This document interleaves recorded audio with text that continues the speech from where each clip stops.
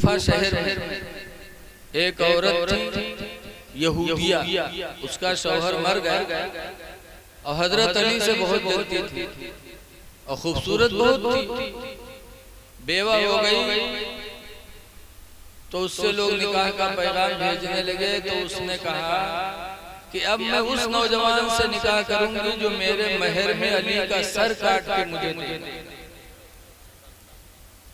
इतनी दुश्मना थी हजरत अली की। कहा मेरे महर में जो अली का सर काट के ला के देगा मैं उससे निकाह करूंगा। एक बदनसीब तैयार हो गया। दुनिया में हर तरह के इंसान आए। एक अब्दुल रहमान इब्ने मुलजिम था, अब्दुल रहमान नाम था, तैयार हो गया। कहा वो महर मैं दूंगा और तलवार साफ किया। रमजान की 20 तारीख थी। तलवार लेकर के कूफा की जामे मस्जिद के दरवाजे के बगल में जाके छुप गया। जानता था कि अल्लाह के घर में सबसे पहले नमाज फजर अदा करने के लिए हजरत अली ही आते। पूरी दुनिया के अमीरुल मोमिनीन थे हजरत अली, लेकिन सबसे पहले मस्जिद में हाजिर वही होते। जानता था फजर पढ़ने सबसे पहले आएंगे, उनको कत्ल करना मेरे लिए आसान है। गया, तलवार लेके खड़ा हो गया। हजरत अली शेर खुदा सहरी खाए, रोजा की नीयत किए, वुदू बनाया और कूफा की जामे मस्जिद में आए। और जैसे दरवाजे पे कदम रखा वैसे अब्दुल रहमान इब्ने मुलजिम ने तलवार मार। हजरत अली शेर खुदा की कनपट्टी पे वार हुआ। हजरत अली जमीन पे गिर गए। वार करके भगा। पीछे से इमाम हसन आ रहे थे नमाज पढ़ने। जब ये भगा तो समझे कुछ गलत काम करके भग रहा है, तो इमाम हसन ने थाम दिया। इतने में शोर मची कि हजरत अली पे कातिलाना हमला हो गया। अल्लाह के शेर पे हमला कर दिया। इमाम हसन ने उसको ले जाके घर में बंद कर दिया। फिर आए, अपने अब्बा को उठा के घर ले गए। हजरत अली शेर खुदा को इमाम हसन ने दूध का प्याला दिया पीने के लिए। तो सुनो करबला वालों का दिल देखो अहले बैत का, कि जब प्याला दिया दूध का तो पूछा कि मेरा कातिल कहाँ? कहा अब्बा उसको मैंने घर में बंद कर दिया। हजरत अली कहते हैं बेटा ये दूध का प्याला पहले मेरे कातिल को मिला, खुदा जाने किस वक्त से मेरे कत्ल के इंतजार में खड़ा रहा। वो भूखा होगा बेटा, पहले उसको तुमने घर में बंद कर दिया है। खौफ और दहशत की वजह से उसका हलक सूख गया होगा। पहले दूध का प्याला मेरे कातिल को दो। वो दूध का प्याला इमाम हसन लेके गए और कहा ले ले। तो उसने सर हिला दिया। तो हजरत इमाम हसन फिर वो प्याला लेके अपने अब्बा अली को दिया। हजरत अली ने जब देखा तो कहा क्या हुआ? नहीं पिया? कहा नहीं पिया। तब हजरत अली की आंख में आंसू आए। फरमाते हैं हाय अफसोस, मेरा कातिल बड़ा बदनसीब निकला। मैंने सोच लिया था कि अगर मेरे हाथ का दिया हुआ दूध का प्याला पी लेगा तो कयामत के दिन में अपना खून माफ करके और रसूलुल्लाह से उसकी शफाअत करा। लेकिन मेरा कातिल बड़ा बदनसीब। और ये कहा रमजान की 21 तारीख को हजरत अली की शहादत हो। ऐ लोगों, ये है अल्लाह वालों का दिल कि दुश्मनों से भी बदला नहीं लिया, बल्कि दुश्मनों के साथ उन्होंने अच्छा सलूक किया। हम उन्हीं के मानने वाले हैं, हम भी आपस में मोहब्बत से रहें। लेकिन आज हमें बदला लेने का भावना बहुत है। आज हम एक दूसरे को परेशान करना ही कामयाबी समझते हैं। लेकिन ऐ लोगों, जिस हम मजहब के मानने वाले हैं उस मजहब ने हमें भाई और चारगी का हुक्म दिया। इसलिए आपस में मिलजुल के रहो, मोहब्बत करो, अल्लाह की बारगाह में अच्छे अमल करो और अमलों का वसीला पेश करो। आज का ये दौर बड़ा नाजुक दौर है। इस दौर में हमें बहुत सब्र की जरूरत है। हजरत इमाम हसन रज़ी अल्लाह, इमाम हुसैन रज़ी अल्लाह ताला अन्हु की जिंदगी हमारे आपके लिए नमूने हैं। हजरत अमीर माविया रज़ी अल्लाह ताला अन्हु की शहादत विसाल के बाद यजीद तख्त पर बैठा। और बैठते ही बैठते उसने दाढ़ी बनवा, नमाजों को छोड़ा, शराब पीने लगा, जुआ खेलने लगा, माँ बहन बेटी से निकाह को उसने जायज कर दिया कि किसी से भी कुछ, चाहे बहन से निकाह कर ले, चाहे बिटिया से कर ले, चाहे माँ से कर ले। इस्लाम को उसने बिल्कुल बर्बाद कर दिया। तो इमाम हुसैन रज़ी अल्लाह अन्हु ने उसके हाथ पे हाथ नहीं मदीना छोड़ना पड़ा, छोड़ दिया, लेकिन उसके हाथ पे हाथ नहीं दिया। ऐ लोगों, इमाम हुसैन ने हमको एक सबक दे दिया कि किसी के हाथ पे हाथ देने से पहले उसकी जिंदगी दे। अगर पीर दढ़मुंडा है तो उसके हाथ में हाथ कतई न देना। इमाम हुसैन ने हमें यही बताया। अगर पीर बेनमाजी है तो हमें उससे मुरीद नहीं होना। मदीना छोड़, वो मदीना कि जिसके बारे में हर इंसान की तमन्ना है कि काश अल्लाह हमें मदीने की ज़ियारत करे। सुबह शाम लोग दुआएं मांगते हैं, दिखा दे या इलाही वो मदीना कैसी बसती है, दिखा दे या इलाही वो मदीना कैसी बसती है, जहाँ पर रात दिन मौला तेरे रहमत बरसती है। तो हम और आप अहले बैत को नजरों के सामने रखें। अच्छा बताइए, आज हमारी दुआएं कबूल क्यों नहीं हुई? कुछ दिन पहले मदारा गए थे तकरीर करें, तो ऐसे जैसे दूर हिया बैठे से दूर दूर रहे तो हम बुलाए इधर आया तो कहा था, अरे मौलाना कहा यार मौलाना साहब मिलाद में को ना झस रही नहीं हो। हम कहीं नहीं कहें कत्ता मिलाद करा रहा, बारिश नहीं भी हमारे 20 बीघा जंगली सुखाई। आखिर कभी सोचा कि हमारी दुआएं कबूल क्यों नहीं होती? हजरत बाबा फरीदुद्दीन गंजे शकर एक जगह तकरीर कर रहे थे मिलाद, तो उनके कुछ मुरीद लोग आए और कहने लगे, बाबा हुजूर हम सब आपके मुरीद, गरीबी ने घेर दिया, बच्चे भूख मर रहे, दुआ कर दो अल्लाह ताला गरीबी दूर कर दे। तो हजरत बाबा फरीद को अपने मुरीदों पे तरस कहा, जाओ मिट्टी का ढीला ले।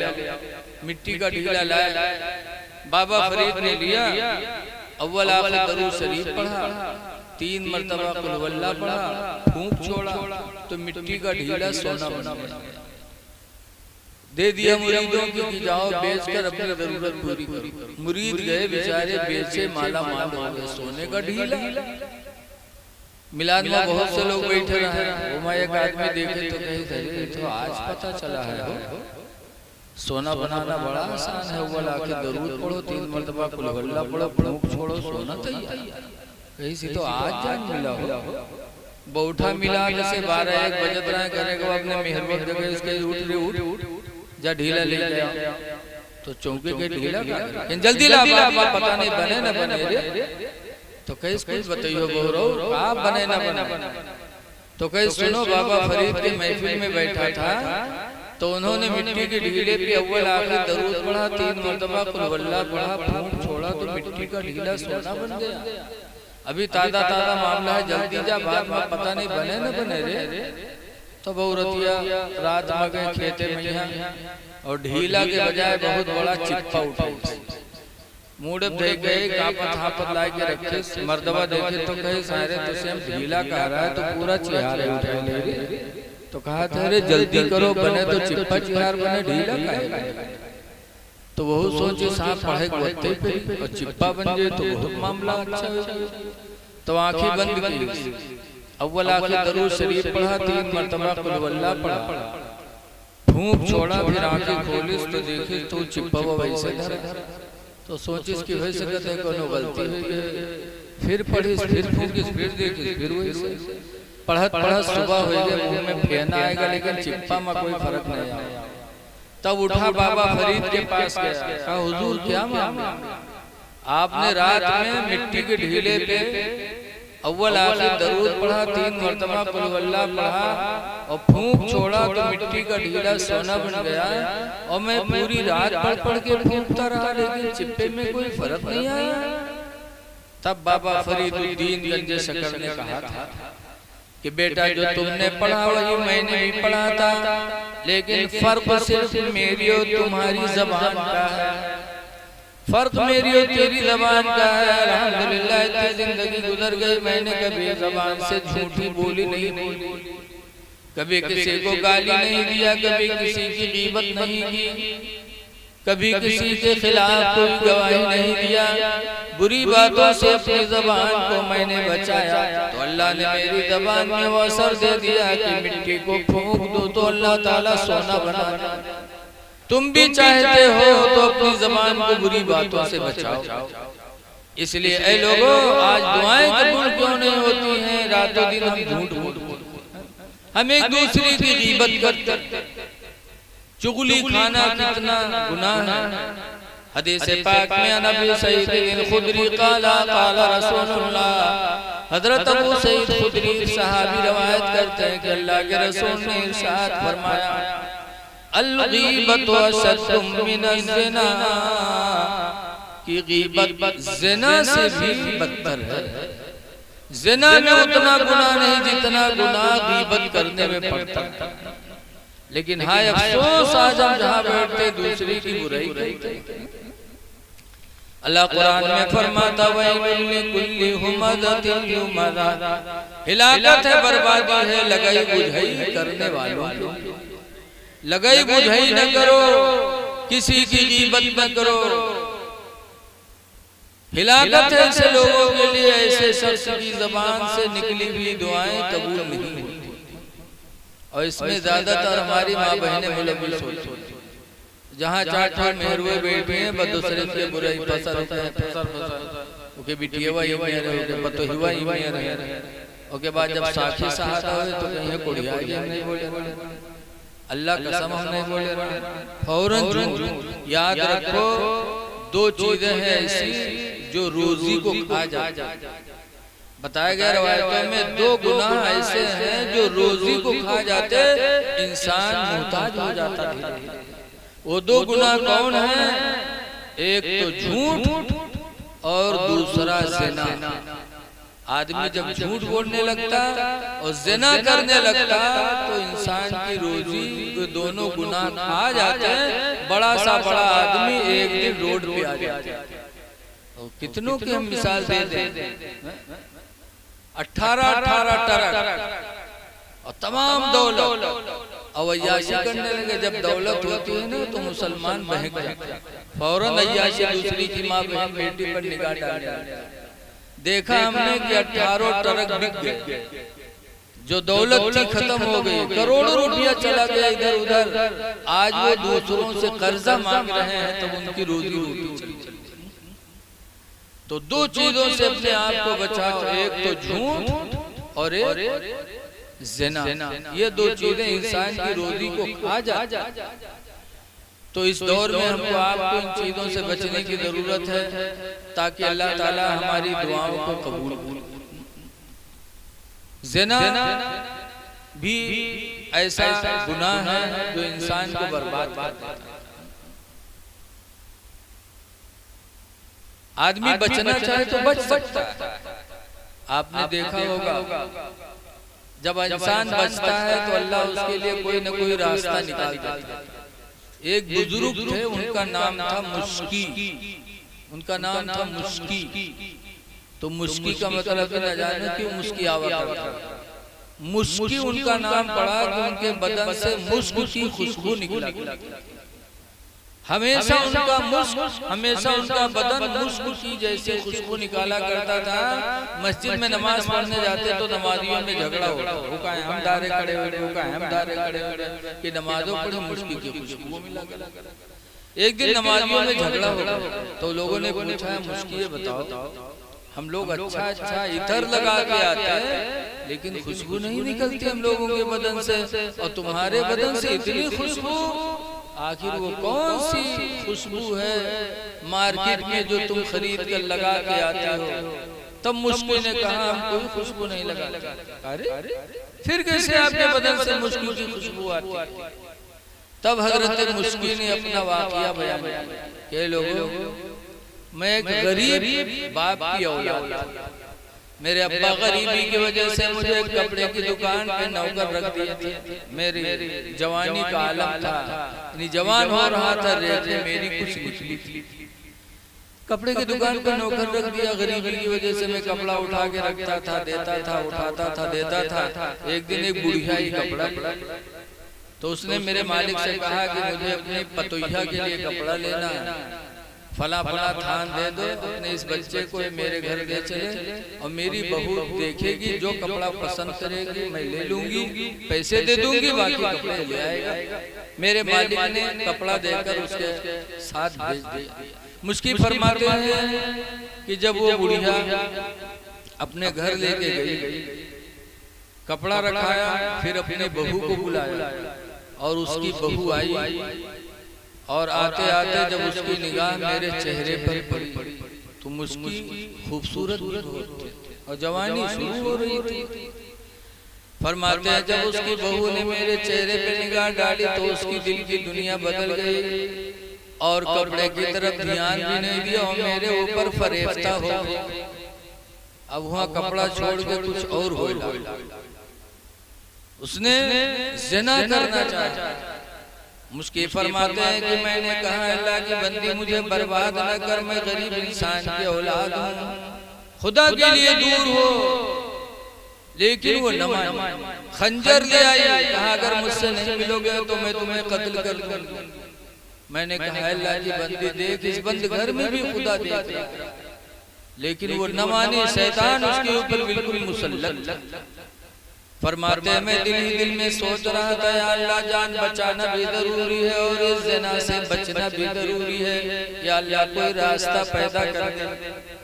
फरमाते हैं कोई सूरत मेरे समझ में न आई तो मैंने उससे कहा मुझे पैखाना लगा है, मुझे पैखाना कर लेने दो, फिर तुम्हारी जो मर्जी होगी कर।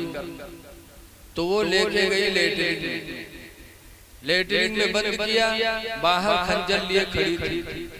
मुश्की फरमाते हैं मैं पैखाना कर रहा था और दिल में सोच रहा था कि आज गुनाह से कैसे बचूं और जान कैसे बचाऊं। फरमाते फिर मेरे ज़हन ने सोचा, मेरे दिल ने झंझोड़ा कि अगर आज मैं खूबसूरत न होता तो ये लड़की मुझे गुनाह की दावत न देती। खूबसूरती की वजह से आज मुझे गुनाह की दावत मिल रही। मुश्किल फरमाते हैं मैंने सोचा फिर जो पैखाना मैंने किया था वही पैखाना उठाया और मैंने चेहरे पे लगा, बदन पे लगा, और लगाने के बाद बाहर निकला। जो खंजर लिए खड़ी थी जब मुझे देखा तो चिल्ला के भगी, कहा भगाओ भगाओ, ये कोई सीढ़ी था, पागल था जो मेरे यहाँ, ये सीढ़ी है, सीढ़ी, इसको भगाओ भगाओ। मुश्किल फरमाते हैं मुझे वहां से ठुकराया गया। मैं घर आया, नहाया, कपड़ा बदला, फिर वजू बनाया, वजू बना के 2 रकात नमाज पढ़ी और नमाज पढ़ के मैंने रो रो के खुदा का शुक्र अदा किया। या अल्लाह तेरा शुक्र है कि तूने मुझे गुनाह से भी बचा लिया और मेरी जान भी बचा ली।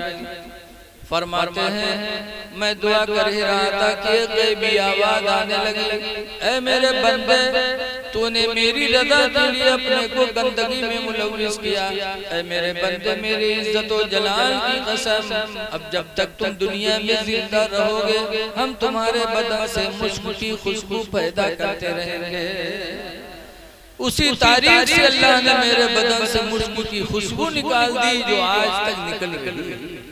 पता चला कि अल्लाह को राजी करने के लिए गंदगी लगाया तो अल्लाह ताला ने उन्हें मुझको अंबर अता फरमाया। और इंसान जब रज़ा इलाही के लिए गुनाह से बचना चाहता है तो अल्लाह उसके लिए कोई न कोई रास्ता निकालता है।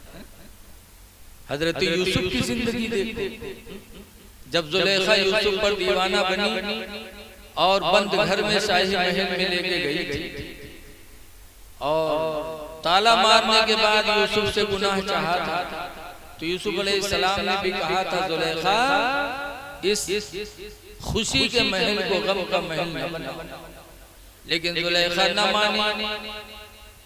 तो हजरत यूसुफ जब भगे तो अल्लाह ताला अपनी कुदरत से तालों को भी खोल दिया, दरवाजों को भी खोल दिया और यूसुफ अलैहिस्सलाम बाहर भाग आए।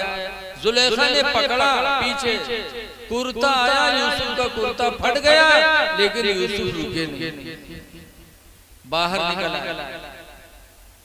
जब जुलेखा अपने मकसद में कामयाब नहीं हुई, ए बच्चे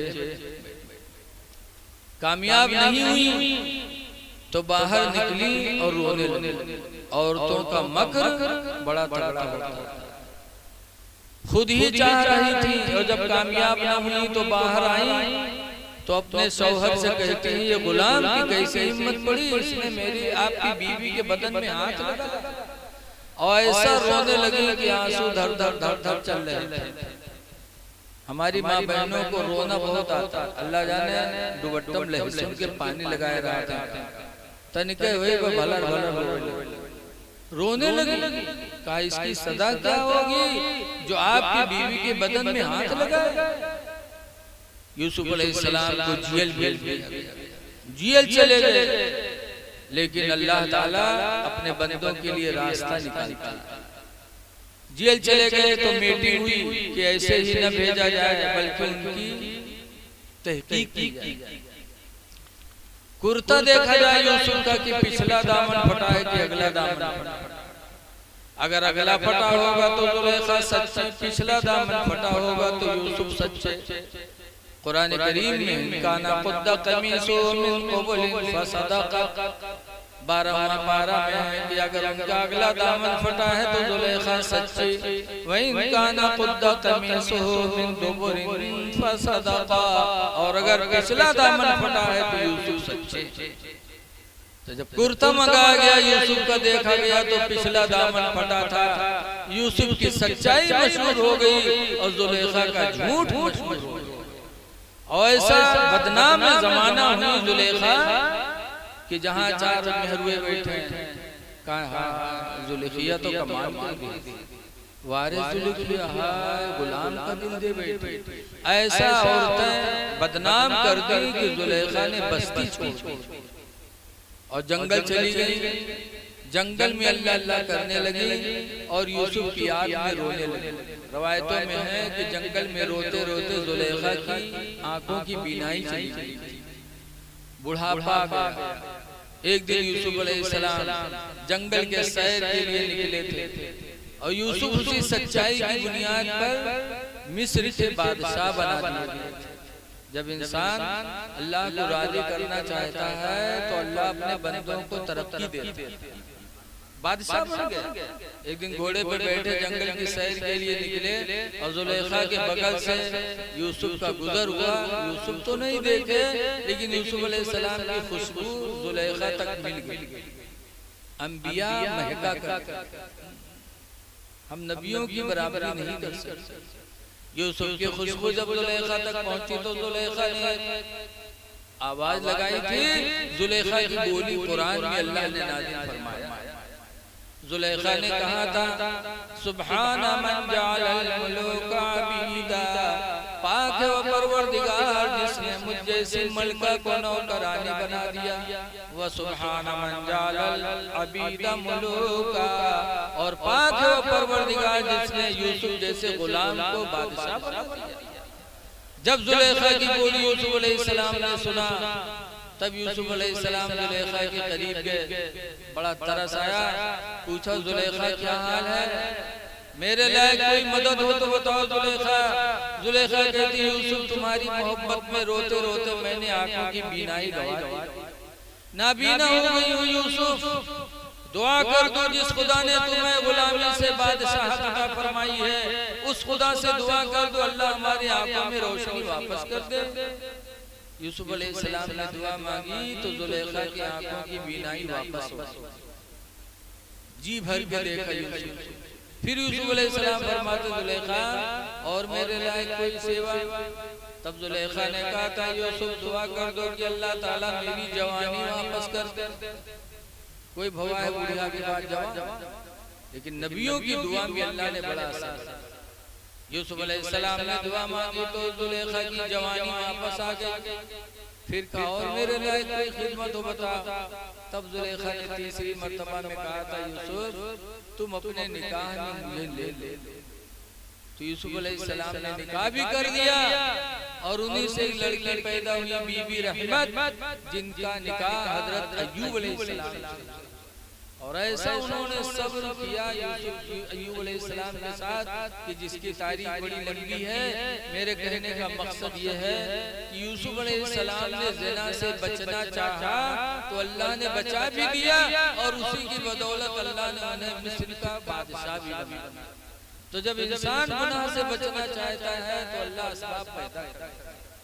इसलिए गुनाहों से बचो और नमाजों की पाबंदी करो, अपने इमाम की कद्र करो।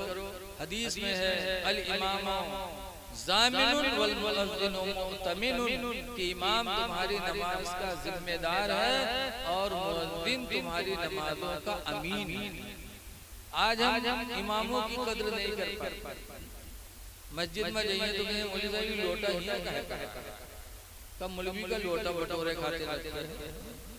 चटाई काहे पड़ी है मौलवी साहब?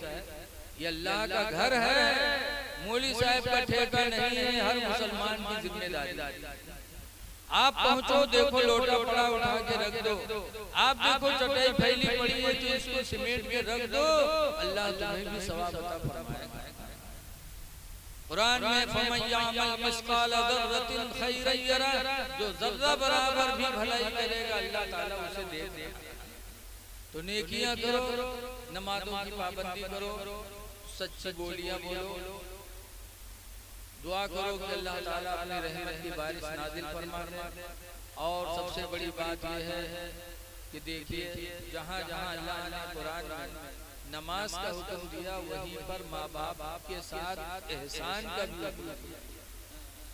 बार बार अल्लाह 17 जगह पर वबिल वालिदैन एहसाना, माँ बाप पर एहसान करो, क्योंकि माँ बाप का तुम पर बहुत बड़ा एहसान है। एक हदीस में है कि नौजवानों, तुम अपने माँ बाप की बेहतरीन कमाई हो, इसलिए नौजवानों को चाहिए कि अपने माँ बाप की कदर करें और याद करो कि माँ बाप को तकलीफ देने वाला उसकी दुआएं भी अल्लाह ताला कभी कबूल नहीं। जब माँ बाप राजी होंगे तो तुम्हारी दुआएं भी बारगाह मौला में कबूल होंगी। इसलिए माँ बाप की खिदमत करो, नमाजों की पाबंदी करो और सच्ची बोलियां बोलो, आपस में मोहब्बत करो। दुआ है कि अल्लाह ताला इस महफिल को कबूल फरमाए और जिन लोगों ने महफिल किया है अल्लाह उन्हें इसकी बेहतर जज़ा अता फरमाए। इन्हीं चंद बातों के साथ मैं अपनी बात खत्म कर रहा हूँ।